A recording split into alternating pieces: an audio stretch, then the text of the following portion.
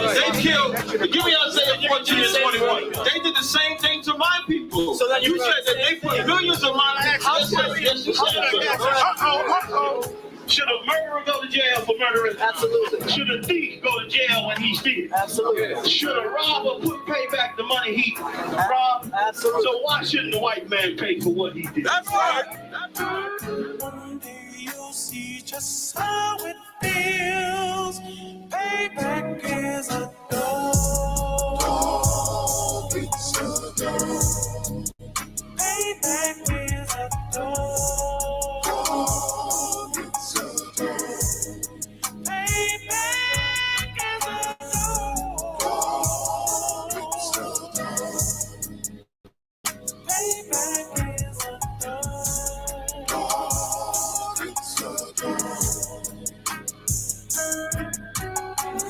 I'm in a hell of a hole, was never expected to grow. Just obstacle set in the road, that a result of me selling my soul. The story I'm telling is cold, but yet it's what everyone knows. The white man's the devil is known. America was never a home, only a place of captivity, safe facility, hating, disfigure me. They claim that I'm lazy, be killing me. Maybe the slavery draining my energy.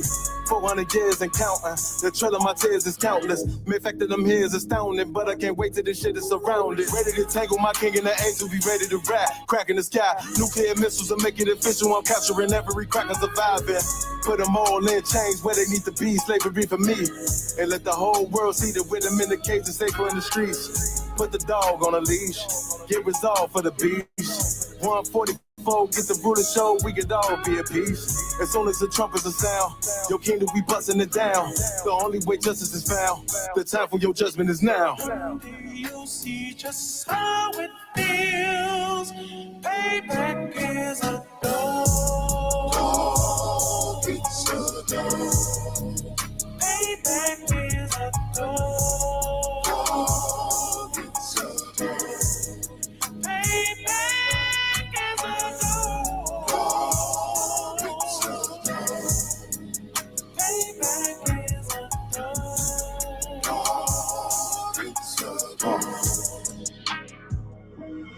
Look, ain't no remorse in my blood slim. It won't be no compromise. Now it's time to feed the worms. Watch his body turn to flies. I clutch iron while you trust the lies. The next Glock I buy gon' be Gen 5. I get it customized.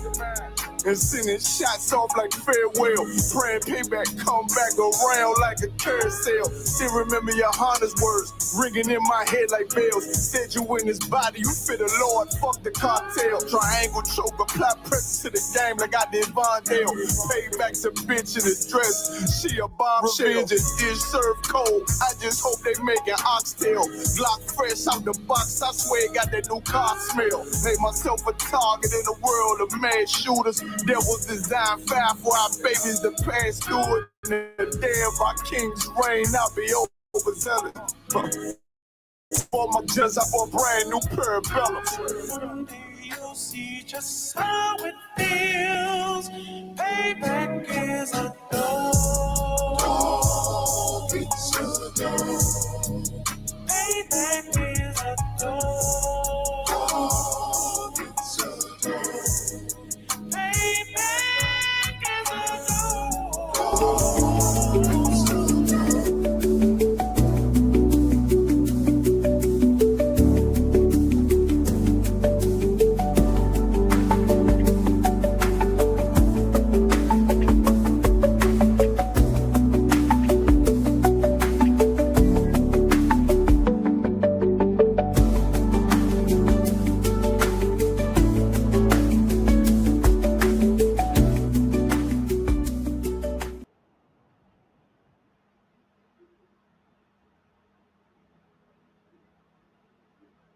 Clap it up.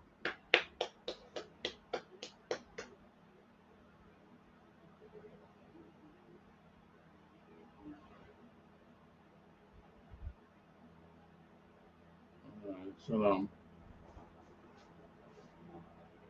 Bashim Yashai Rakatatu, brothers, Yahweh Shamar, Basham Yashai, Yahweh Shamar Elakan Basham Yashai to the sisters. Welcome to the conflict zone. Another episode in the conflict zone.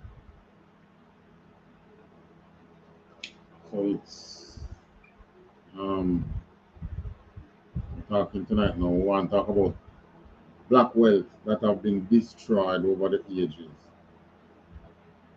Now, we're on this series where we are investigating history. You know, let history speak for itself. Where we as black people in the States, in the Caribbean, they might have used different methods, but the end result is the same. Our wealth purposefully destroyed by the state. What do we mean by that? We have created wealth as a people for ourselves, but to the jealousy of others. Yeah, man. Let me see if I can join my TikTok fans.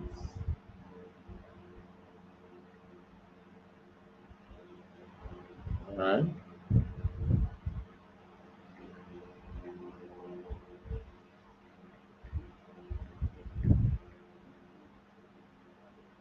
Right. Much to the what I said, grudge or much to the dis dislike or hate of others. I'm meaning on the others I'm talking about it as other nation. Right? So welcome to our viewers on TikTok. Welcome to our viewers on TikTok. Welcome to another series of we looking at our past history. Now, any nation is going to look at this and tell you as a people, oh, forget about that, man. They are nothing but wicked, right? Because any nation that forget their past mistakes, once it's a mistake, you are bound to do it again. You forget your past mistakes of how the other nations treated you and what or maybe what you have done yourself, you are bound to make the same mistakes again.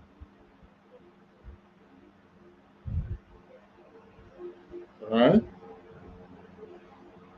So this series now, destroyed black wealth, coming off um, stolen black wealth. That's what we used to say. Stolen black wealth. But the same thing. It is being destroyed. All right. We'll look at in America.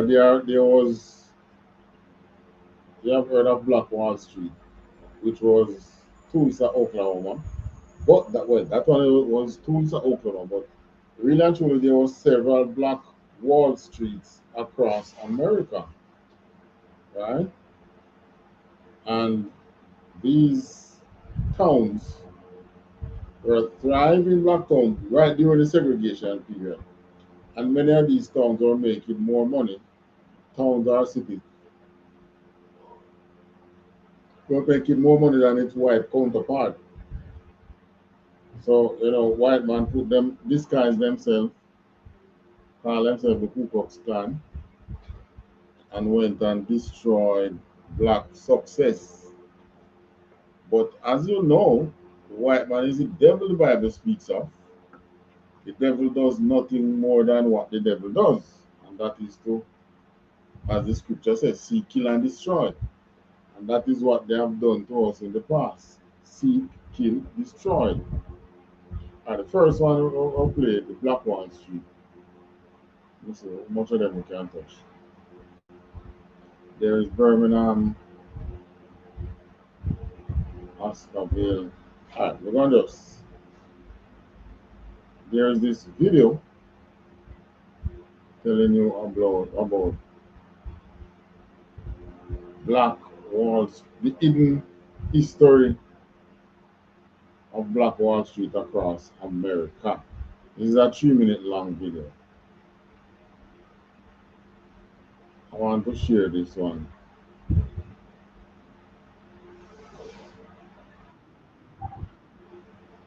Right. So we are going to play this video about there are the towns that were not regarded as Wall Street to them. The towns that they were regarded as Wall Street were the ones in which those were the ones who were thriving. There are other towns, but they weren't called Black Wall Street, but they were thriving. You know, there were small districts in which blacks were making a decent living, you know, doing their little farming. Many of these towns or these villages or these districts came from farming. So in other words, blacks were feeding themselves. They weren't depending on the system. There was no, what do I call it, Section 8. There was no Section 8 that they were depending on. But the same white man, who is the devil, destroyed these towns and then started telling black people, pull yourself up by a bootstrap, man. All right, we're jumping right into it.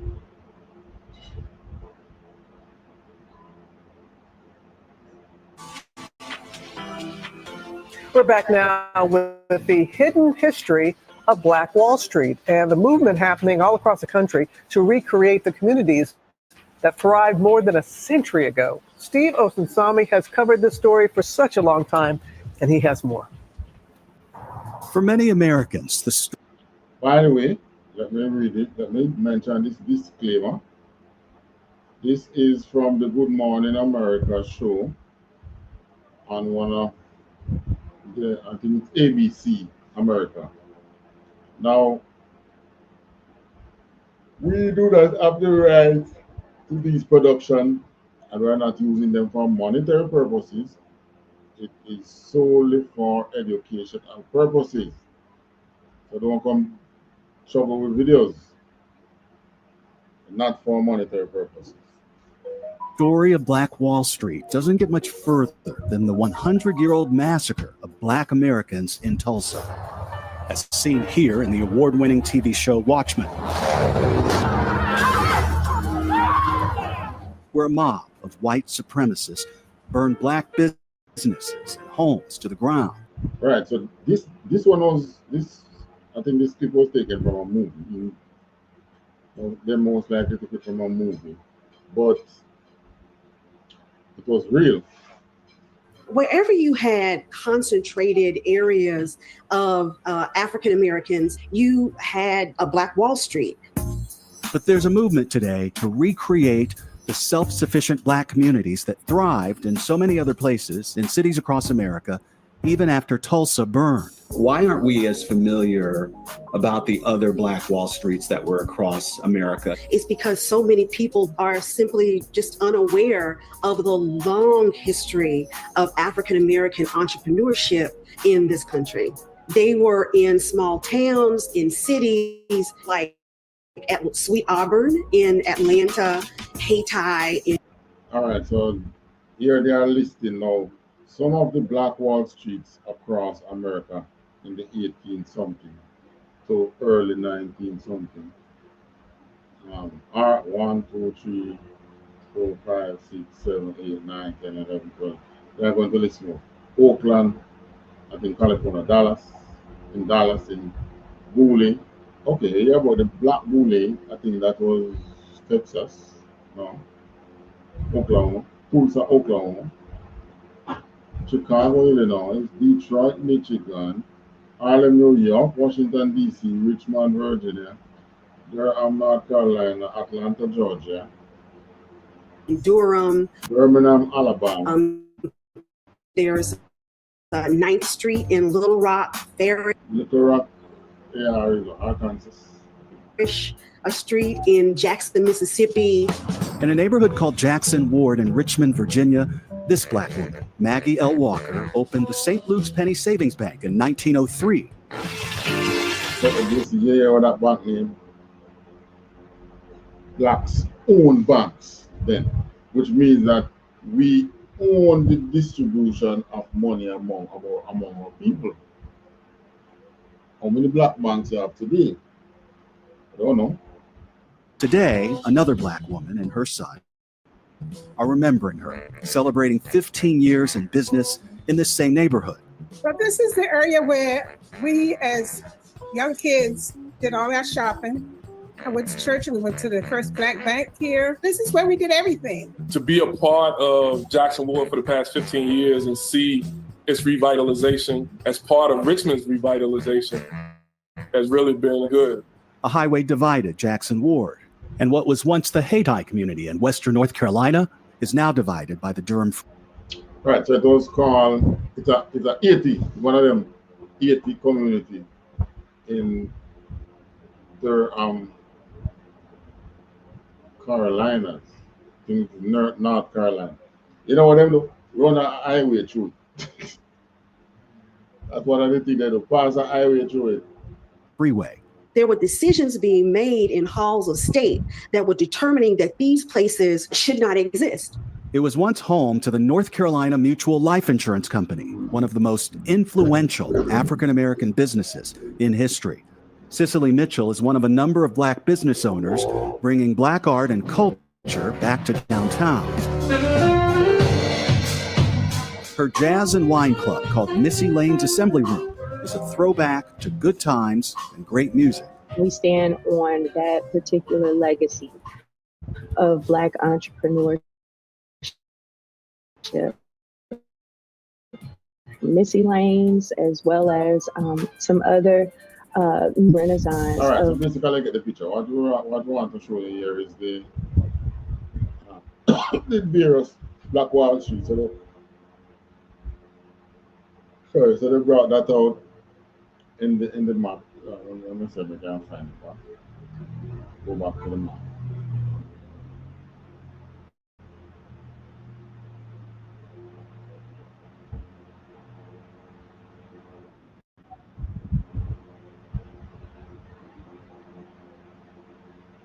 Right. So there were several Black Wall Street across America. This is just some of them, right? Maybe the more significant ones, which were the ones where the blacks carry the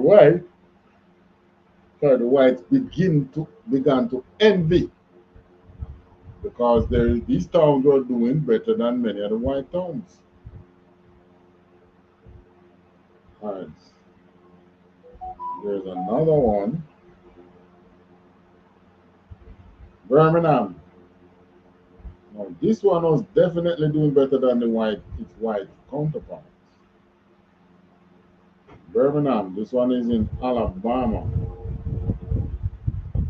Which one is Birmingham? This one. Play.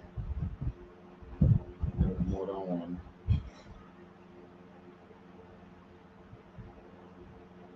And then there is Oscarville. All right, we want to touch on this other Birmingham.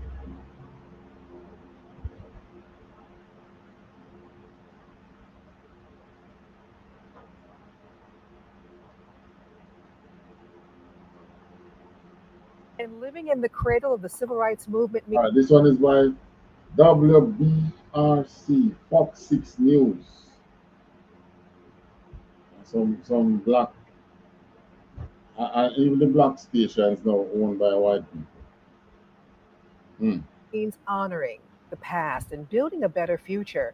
And that is true for the city's 4th Avenue district. As Toy Thornton shows us, many businesses are still thriving in this area, and there is new hope more will return. Or is it a hidden gem or a fixture of the past? Its original purpose was a place for black businesses to settle when they couldn't go elsewhere. But what is its now purpose? Well, the folks here say we need to celebrate the past while embracing a more vibrant, promising, and busy future. Can't no one know. What destroyed these towns was really during the deconstruction time and the integration,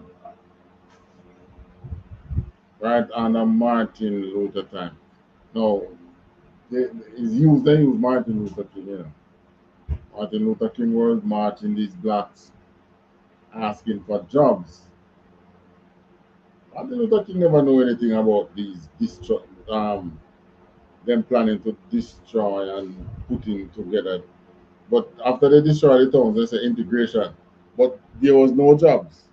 So they destroyed the black towns, there was no jobs, and they're preaching integration. So they did the march and thing. And all it became was that they used him as a token, was like a token black man, civil rights activist. From the harsh realities of slavery to the failed promises of Reconstruction and the isolating laws of Jim Crow upheld by a police chief named Bull Connor, the plight of black business in Birmingham has changed with every decade. This police chief named Bull Connor. His name must pop up a couple of times. No. But this is the birthplace of black business in Birmingham. 4th Avenue, 5th Avenue, 6th Avenue, between 14th and 16th Streets. Begin. In the 1960s, even as late as the 1980s, it was more than just a place of business. This area was a haven, a place of acceptance where black people could be treated with dignity. It's a sanctuary. This is where we would come to shop for special occasions. So Easter dresses, Christmas gifts, Mother's Day. It was so beautiful to see. The area where I grew up was mostly white. So I wasn't accustomed to seeing just stores staffed by black people, waiting on black customers being allowed to try on clothing. I remember coming on Saturday. Which means they couldn't go in a white majority areas in a white store trying on clothes. She grew up in a white community, a white majority community. And to her, going in a black majority area and seeing black people trying on clothes before they buy, that was like a culture shock to her. That's how terrible it is. I mean, we come from Jamaica here when we come on these things, I come up on these things across in America. Even though our many of our businesses out here is owned by other nations, but I mean, you go in a store, whichever store we go in, we can try it on before we buy it for a long time. So these things were like, you can imagine the culture shock blacks from the Caribbean had when they migrated into America. Then they realized that they were black. So damn, but all along I was growing, I didn't even realize. Yeah, because now people are treating you different because you're black. Even with some simple things. Days we would get up, clean up, and then come downtown. And so walking the streets and being able to see businesses that were owned by church members or neighbors, being able as a little girl to be able to see people that looked like me who were the owners of those facilities, those barbershops, those restaurants, those clothing stores. That is where we used to be. And keeping those glory days alive these days is tough for any business, but especially minority-owned businesses. I think, in fact, most have forgotten we're here. They don't know anymore what's downtown. So what changed? Integration killed a lot of black businesses. Slowly but surely, African Americans started going other places. Yeah, was the integration that killed black business. That was by design. Many of them in Parliament said these communities should not exist. Remember the clans, the Ku Klux Klan had men in them in the organization who were members of parliament of their Congress and things, you know.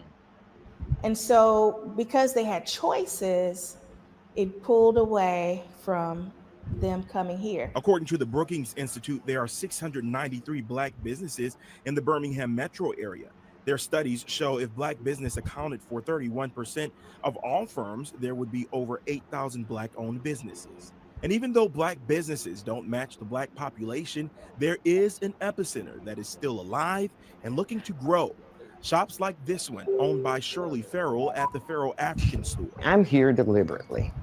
I'm here because I wanted a shop in the Birmingham Historic Black District.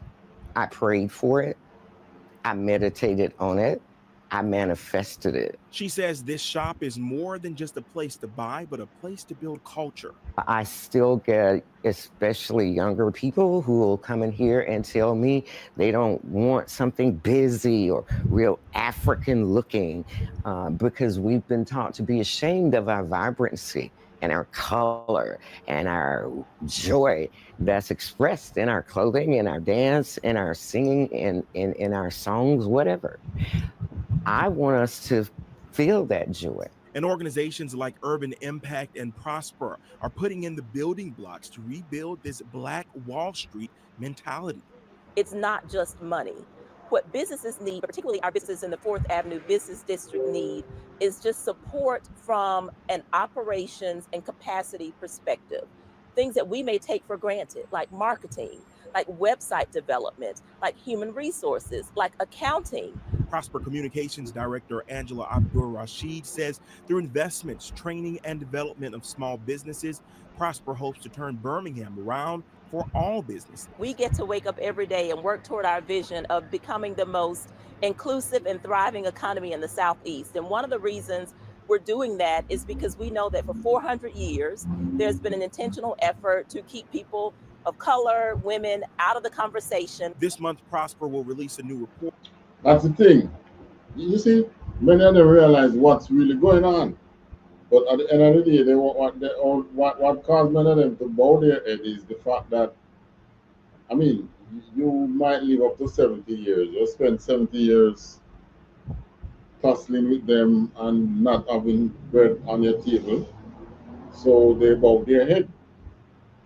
Well, luckily, since 1969, you know, there is an even. You still can fight with them and not bow your head. I mean, there's a way to do it. And the scriptures teach us that. You cannot do it without Christ. You cannot do it without God. So, what they take away from blacks when they during integration was pride. Black pride, that disappeared. What do we mean by that disappeared? You hear the lady how she felt good going into a black community for the first time when she was young, a little younger, and seeing black people in a store managed by black people with a lot of blacks working in it and black people being able to try on clothes before they buy it, giving her a sense of pride. That's what they took away when they took give this thing called integration. Because this is them telling you that, okay, yes man, we are one man, come into our thing. But when you come into their store and thing, you are given the shoulders, you are being constantly watched, you cannot do this. They give you sometimes they give you some sneaking insults like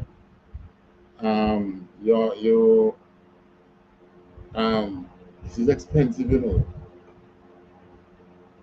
meaning you probably cannot afford it. That's basically what they're saying. But the white man is the devil, the Bible speaks of. That's why they do what they do. On the ecosystem that supports Black-owned businesses. And more than anything, she says this report is a call to action. We won't be surprised by what the report shows. Birmingham needs more thriving, growing small businesses, and particularly thriving and growing Black-owned businesses. But even before this report drops, Prosper is showing some of these businesses the money. So one of the things I'm most proud of that we've done is Magic City Match. And that was an intentional effort to provide just some capital and some technical assistance to Black-owned businesses. We gave away $500,000 total to 25 businesses. And as for the decision to stay in the historic 4th Avenue Business District, it's intentional for Shirley Farrell. And I am Black history. Yes, I am. Toy Thornton, WBRC Fox 6 News, on your side. Hi, are you in your 50s or 60s? All right, so basically that. All right, Birmingham. I think there is something to be read. Birmingham, Alabama.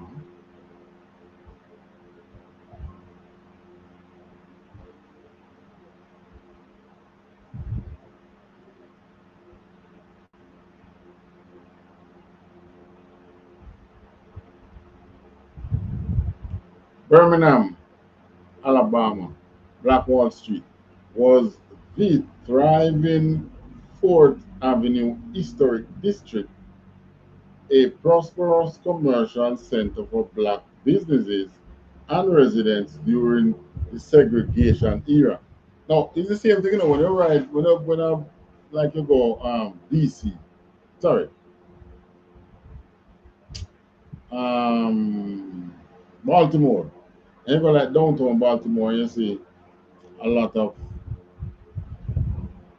derelict structures, old-time buildings and things. And you wonder, said, then come to these places and come to these business, only for you to find out later that there was an active plan afoot to destroy Black-centered business. And the same thing happened in Jamaica, except that they could not use an attack because out here you have the black majority crazy people. They would have attacked them back, they would fight back. And anything happen. That's what would have happened to Jamaica. But they smartly what they do, they attack Black business through the banks, through distribution network. Woo! That was one thing. The product distribution network.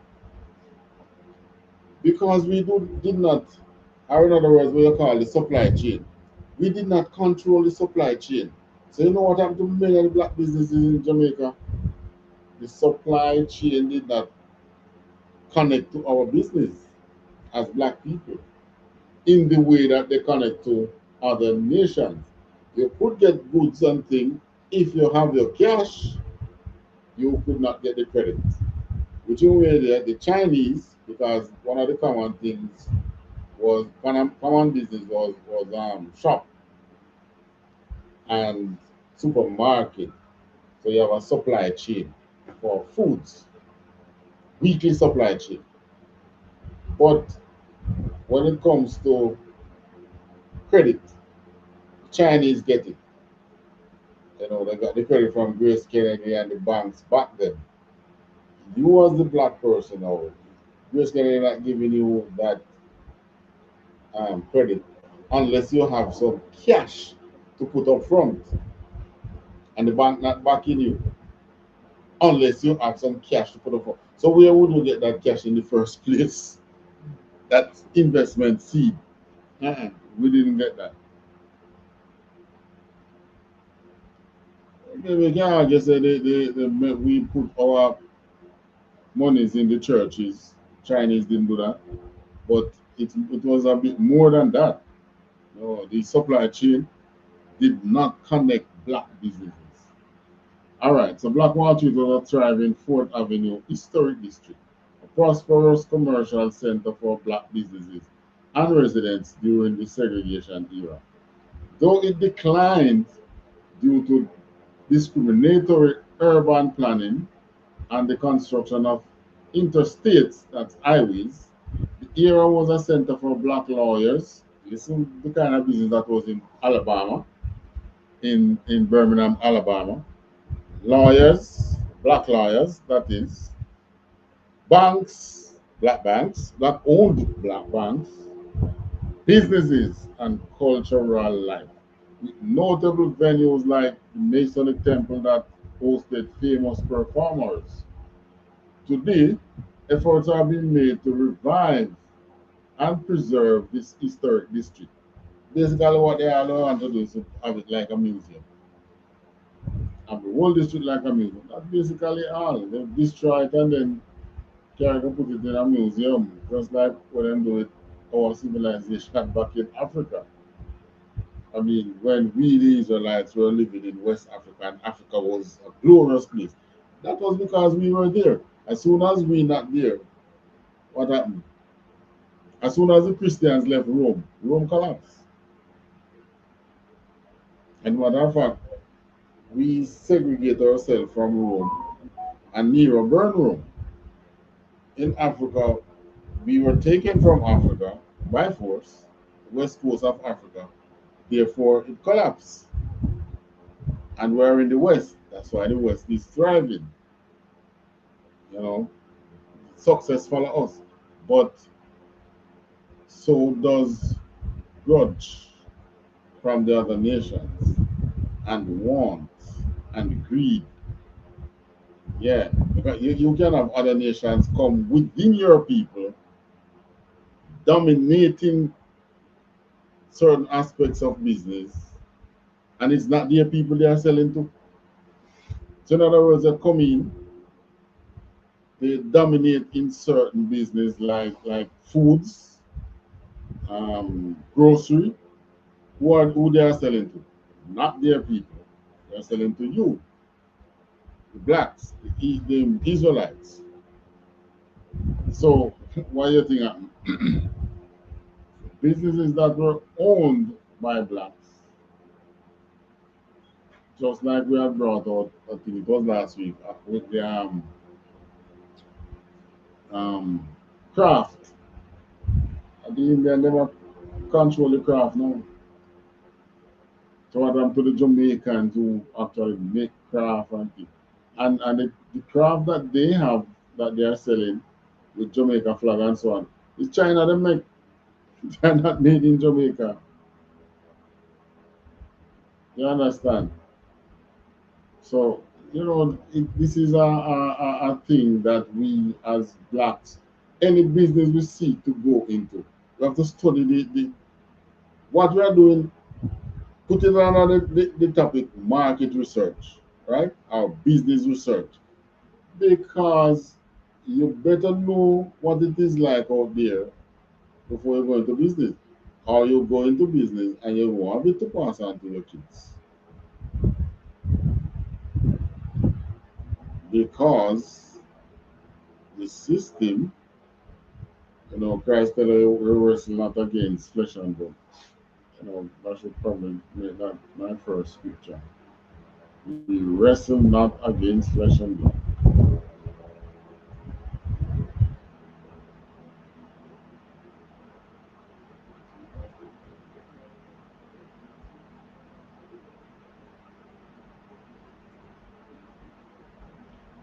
Ephesians 6 and 12.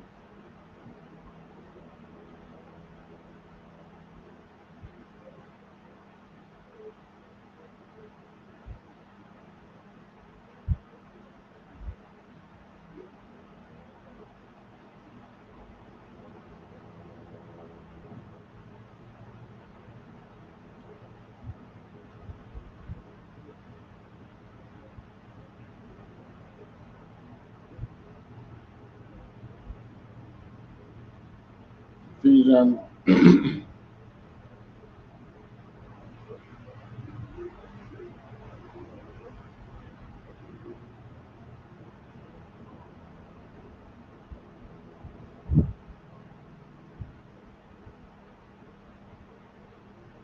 all right, Ephesians 6 and 12. For we wrestle not against flesh and blood. Our wrestling is not against the man in front of you, it's not against the person. But against principalities. Let us see what is principalities.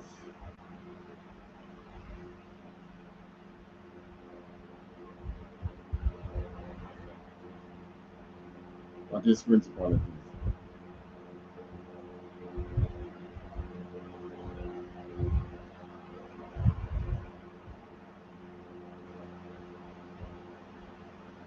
Principality, a state ruled by a prince. In traditional Christian angelology, the fifth highest order of the ninefold. There was nine or something else. Principalities, plural of principality, can refer to a state or territory ruled by a prince, such as Monaco or Leicester. Let me see if it can be found in the Bible dictionary.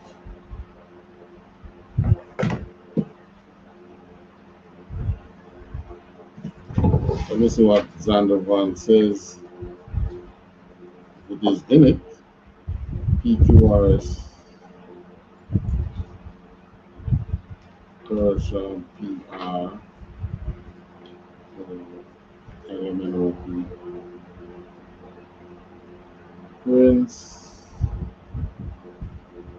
Principalities. The Hebrew word is found only in Jeremiah. Oh, really? 13 and 6. 6 times New Testament. Uses the word in the English Bible to refer to powerful angels and demons. Well, we're not wrestling against. All right. Our wrestling is not against principality. Go back to scripture here. Against principalities, against powers, against the rulers of darkness of this world, against spiritual wickedness in high places. That's what you're wrestling against. So you're wrestling against what is happening in the spiritual world. Whatever you see manifesting in this world already happening in the spiritual world. That is what you're wrestling against. Right? Changing it there so that it manifests the right way here. But principalities is rulers, talking about the system that rules over you. It's a dark system that rules over you. That's what you're wrestling about against. That is why you can hear a white man come and say, to them family never even owned slaves.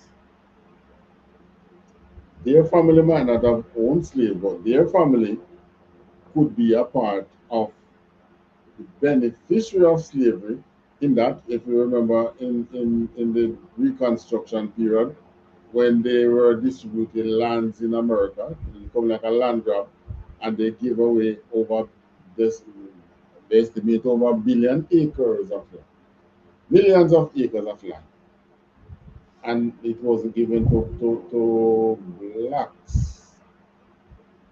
You know, they said you can own 160 acres. If you can own up to 5 acres of land, keep it developed for 5 years, you will automatically get the title to the land.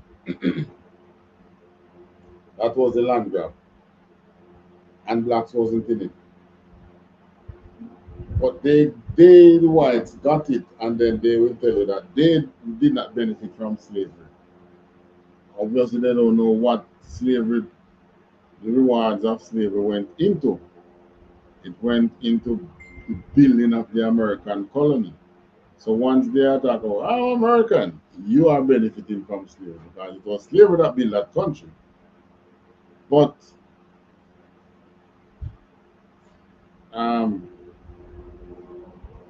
these black towns that they have destroyed has given rise, black wealth, after they destroyed these black towns, black wealth now went into the white towns. You still have to eat. So even though they're running you out of them business and doing this and doing that, you still have to go there to buy, to eat. That's just reality. Right, so, you know, our wrestling is not against the flesh and the blood.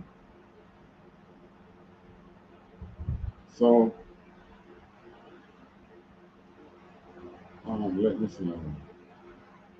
Go back to that Birmingham story.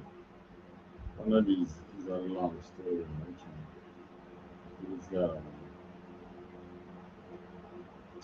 Right, so Birmingham is one of the other Black Wall Street and what. Birmingham was burned too now. There's a video.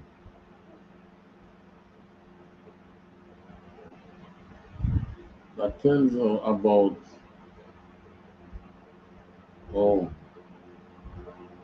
that video. I think it was on Facebook. Let me see if we can find that one. Come right here. Come into this area.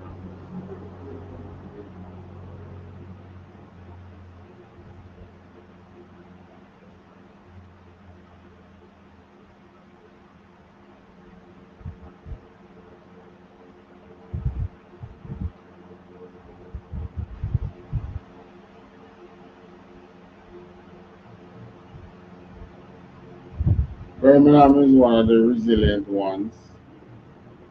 They burn it down, they build it back, they burn it down, they build it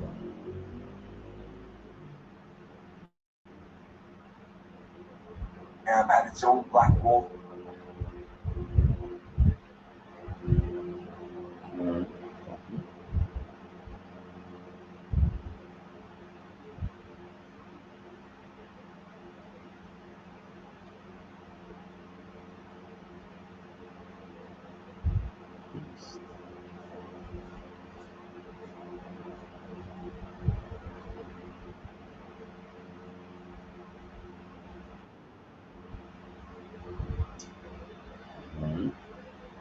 So we start instead.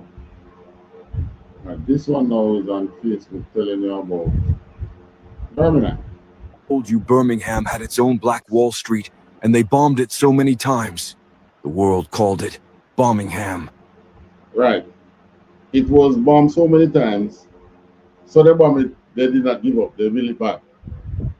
But they bombed it so many times that they nicknamed it, that people who live there and others nickname it Bombingham. Can you believe that? 4th Avenue and 16th Street banks, hotels, restaurants, theaters, all Black-owned, all thriving in Jim Crow, Alabama. The problem? These businesses were making more money than the white ones. So the bombs started. 1947, 1949, 1951. Right, so you see, they tell you, the problem was that these businesses were making more money than the white one. Can you imagine how terrible can you be? Why? Can you imagine we in Jamaica making more money than these Chinese? And they decide, well, I don't think they're that stupid. Come up against us in a riot? They would see a warrior lion rising blacks. They don't want to see that, trust me. Let me see. Continue playing. Every few years, another blast. Everyone knew it was the Klan. But here's the twist. It was the Ku Klux Klan that did it. Every time they blew up a building, the black community rebuilt it bigger. Terrorism became renovation. By the 60s, this district was so powerful, MLK chose it to challenge segregation. If they could integrate Birmingham's Black Wall Street, they could integrate anywhere. They tried to kill black wealth instead. They built the stage for civil rights. If they won't teach it, we will. Follow now. What if... Right. So this town was bombed so many times that they nicknamed it Bombingham. So this was another challenge on black wealth. Destroyed black wealth. Destroyed in so many different ways.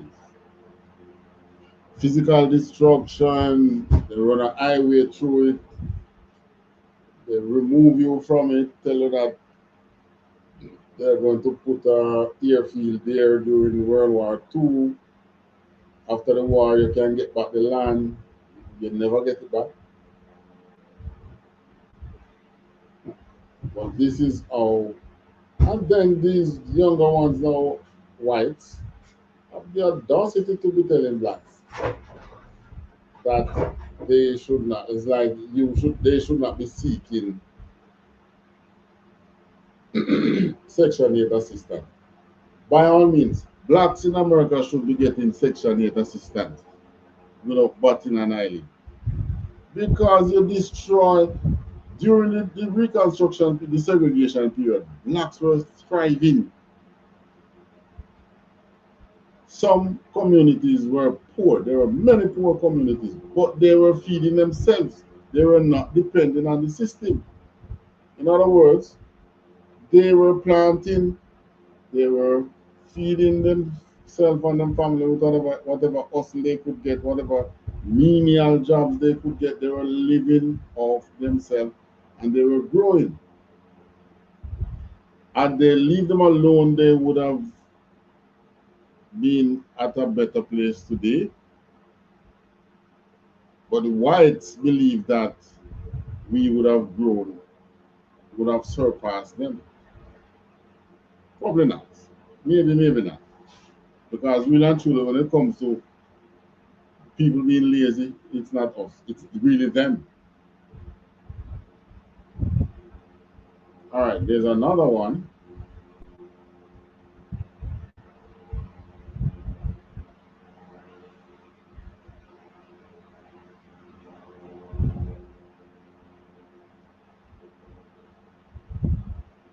Oscarville.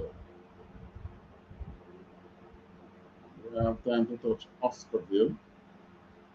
All right. Yeah, I'm going to touch it. Oscarville.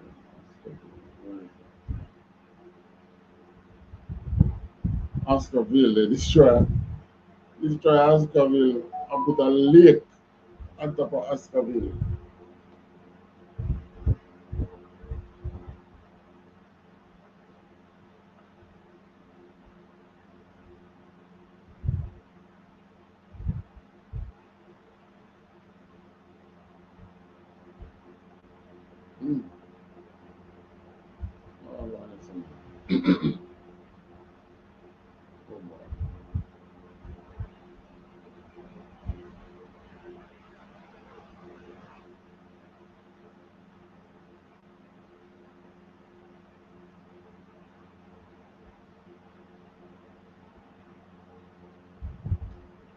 For the last few years, and if you haven't heard of it, it's probably because it no longer exists. It's buried under Lake Lanier.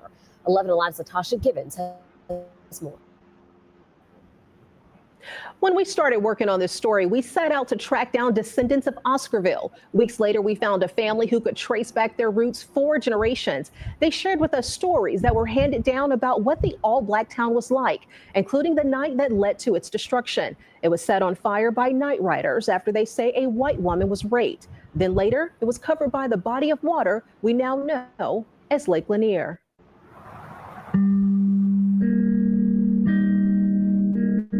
May Crow is buried here at this Gainesville cemetery, but the trail of destruction following her death stretches into the land surrounding Forsyth. Right, so this Oscarville was one of the towns that they spread the rumor on that some white woman was sexually assaulted and it caused a riot and so on and so forth. But the narrative was always the same, as if to say blacks are over-sexualized to the point that they cannot control themselves and goes into raping people and things. That's rubbish. Downright rubbish. Downright rubbish. So, I mean, the thing is, they want to destroy you. I mean, what they do, they pick in a fight. So we want to destroy this town. They are making too much money. I mean, all the other nations who want to criticize blacks in America, has the Ku Klux Klan ever moved against any other race in America? Even quarter the way they move against blacks in terms of lynchings and all them things. Just lynching you alone is like a nightmare. You know? Imagine you on a road going home and you run into some white guys and they're trying their best to get away, only for them to grab you and throw a rope around and then throw you up a tree. That's terrifying. And that's what happened to the blacks back then. That's why, you know, that day is coming that these so-called evil men are going to get what they deserve. County, buried beneath these waves of Lake Lanier, where in 1912, nearly every black resident was forced out. That includes people living in an old black town called Oscarville. The community was formed in the late 1800s during the Reconstruction era. There was a very strong community feeling among the blacks. About 300 children that went to some of the schools that were the black schools, and it was closely connected to the churches. Georgia history teacher Lisa Crosby says Oscarville was a thriving black community, full of carpenters, blacksmiths, and bricklayers, but farming was the top trade. So they really had kind of a miraculous farming. So basically, this was one of the towns in which we were able to work with our hands. We were doing things, blacksmith, farming, carpenters, so on, so forth. We could do things with our hands other than shoot guns and make trouble. We were thriving. We were, well, I mean, in our own sense, because we were coming out of slavery, therefore, the thrive that we were thriving was not a smooth thriving. It was difficult as well. You can see in the pictures. But guess what? They were not begging. Growth here while the rest of the state was really struggling. But then residents were abruptly forced off their land. The flashpoint, I think, is 1912. This takes us back to the death of May Crow. The 19-year-old white woman was found dead in the woods near Oscarville, presumably after being raped. Typically, the answer to white girls being raped was go to the black community and just start blaming people. By nightfall, terror began to reign over Oscarville. So from there, the rage and hatred in the community, mobs got together and they were called night riders, and they were riding throughout Oscarville and driving out the black community. Right. So these white mobs were nicknamed white night riders. Right? Yeah, because they were moving in the night, they nicknamed them night riders. There is this one. I'm gonna read. See if I can read through this one. Finish, play the tape. Blah, blah, blah. The night turned deadly. You know, they were waking up by fires outside, fire bombs thrown in the church. Filmmaker Bob Mackey recaptures those horrific nights in an upcoming. This is the problem I have as well. Every one of these towns that these black communities that they destroy, they had not just a church, they had churches. When the slave ships were sailing, they had churches.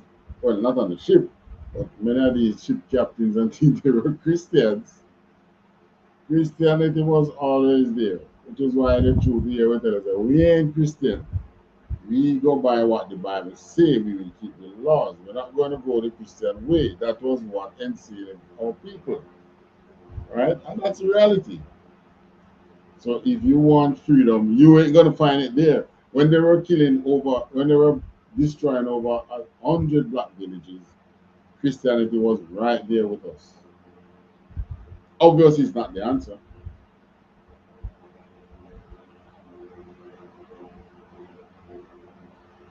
Television series. Anytime anything happened, guess where everyone would go? To the church. Well, they attacked the church. People were hung. Right. So what they do? people used to move to the church whenever anything happened. So they invade the town and think people would run into the church for refuge. So you know when they're destroying Oscarville, what they did, they burned the churches first. So where you going to run to? Lynched. Mackey's series features stories of direct descendants like George Rucker, who can trace his family back 4 generations to Oscarville. He tells a story of his great-grandfather, Bert Oliver, and the entire family being forced off their land. Night riders came through. They had to leave everything. The main thing Which is why we can know that in Jamaica here there's an active move afoot to keep on teaching us about slavery and them things. So many black, and every time they teach us about slavery, you know, it's always the American style, you know, American show movies and things. There are shows out there now and research documentaries which can be shown to show us how these black communities were destroyed. That don't happen. What they do? Big TVJ, we call it national thing, they would show you the black movies with the drugs in Ireland. They would show you slavery. They ain't showing you things like this. It was property, and my grandfather had 100 acres. Rucker says many relatives died as they tried to flee. So when they got to the Chattahoochee River, from what I understand, they were told, when the mob got up on the bridge, they were told that they either had to swim or drown. Most of them didn't make it. My grandfather, one of them that did make it, he lost some brothers and sisters. He says his relatives who survived settled in Gainesville. What my mother told me, Bert Oliver, he would sit and tell her this story, and he would just sit and cry. Crosby says whites in the area took over the remaining properties. She says Oscarville farmers were specifically skilled in raising poultry, which set the pace for Gainesville eventually becoming poultry capital of the world. You have a farm already going, and you had free land. Look at that. They were good at raising chickens. Probably they should have been raising sheep, because that, according to the scriptures, that is our specialty. The Most High is with us with raising that. But they were good at raising chickens. They destroyed them, and even today they became, those who remain until raising chicken there. It's the chicken capital of the world, they say. The poultry capital. So you just take it. Rucker says his great-grandfather married his second wife, Beulah, and they built this school that still stands in Gainesville today. By the late 1950s, the Beaufort Dam was built and Lake Lanier was formed, covering up Oscarville and swallowing most of its history. Many believe Lake Lanier is haunted because of the high number of drownings. We spoke to officials who tell us because there is an entire town that includes structures and even forest areas with trees that are 60 feet tall, it makes it more difficult to navigate through, and someone can easily become trapped in debris, leading them to drowning. We have... And then they wonder why black people, they say we afraid of water, but we bathe. Why people are afraid of water, but they don't want to bathe. And but they don't bathe with drag and all that. The poor people bathe with drag. Nasty and nasty. So much more on this story on our website. All right, so that is Oscarville. There is some narrative on Oscarville. All right, Oscarville.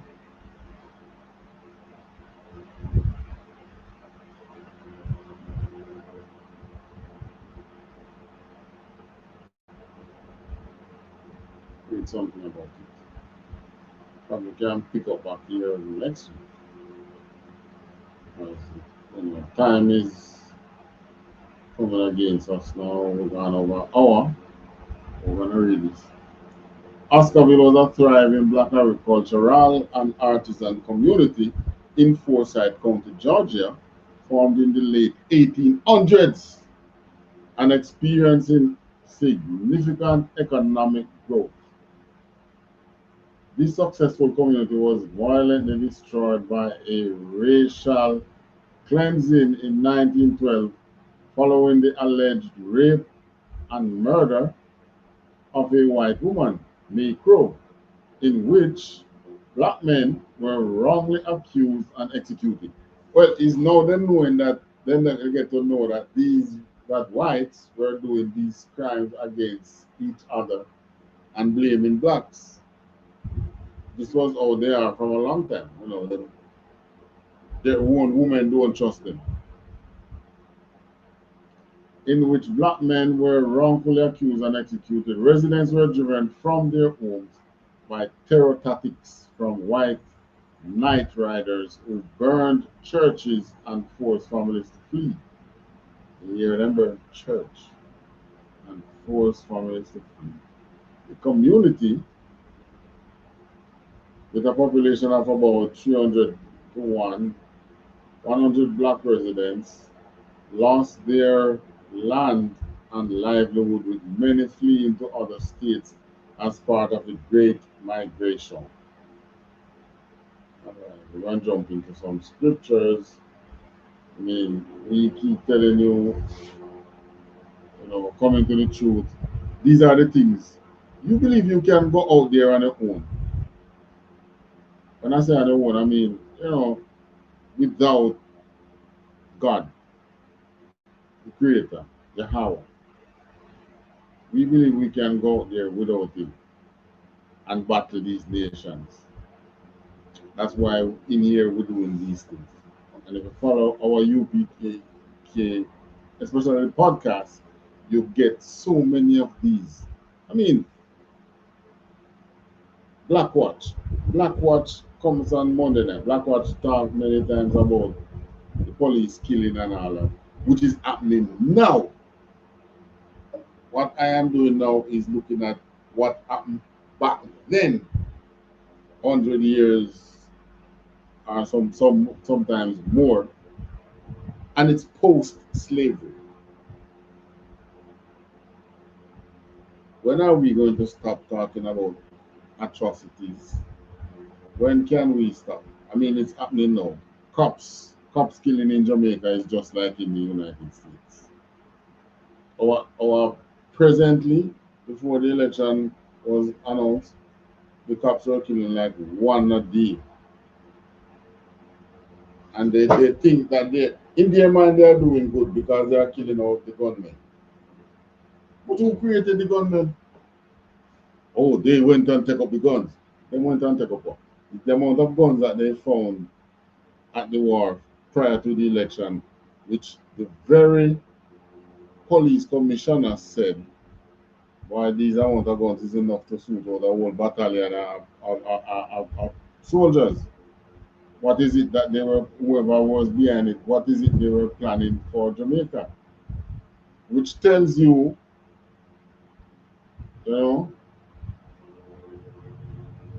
these young men taking up guns is not by choice. It's being forced upon them. I have some say, I grew up in some similar community and I did not make that choice. Well, lucky you had a choice. Many of these young men do not have a choice. I mean, if you count death as a choice, then you can't say that. But what? Is they are going to do what they are told or die. And when you are faced with death, we always believe that. Sorry, we always believe in that. We must have another option out there. Let's try another option. Meaning, let's do what we are being forced to do.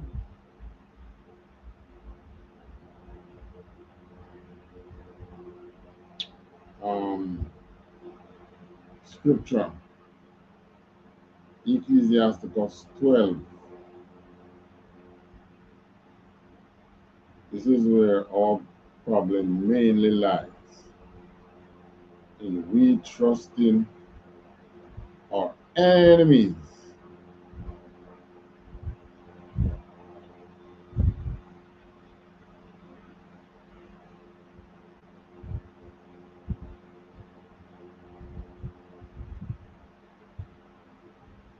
Ecclesiastes 12 and 10.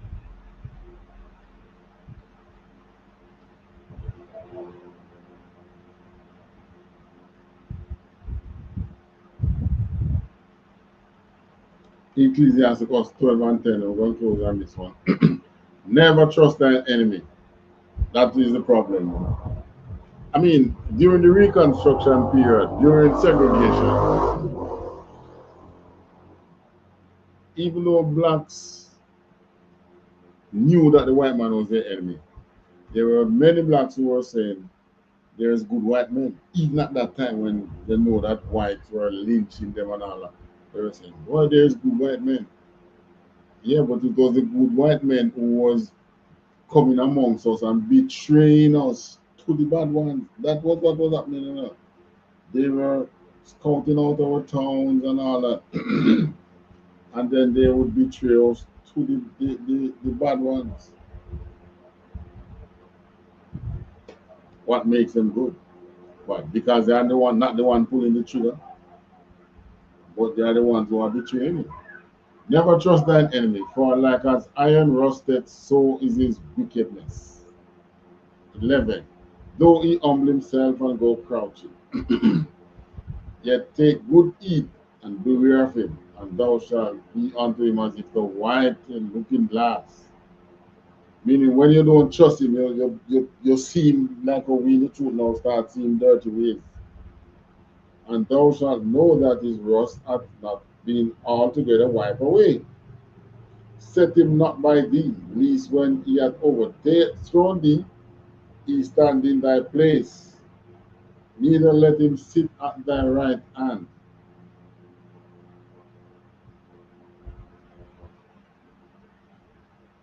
Neither let him sit at thy right hand, lest he seek to take thy seat. And thou, at the last, remember my words, and be pricked herewith. In other words, when I get trapped by him, then I go remember what the scripture says and say, oh gosh, this is what caught me. So I just tell you, just don't trust your enemy. Alright, so that's it basically.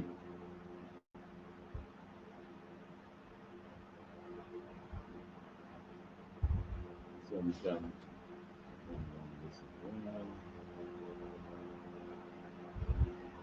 all right, so moving forward as a people, how do we move forward?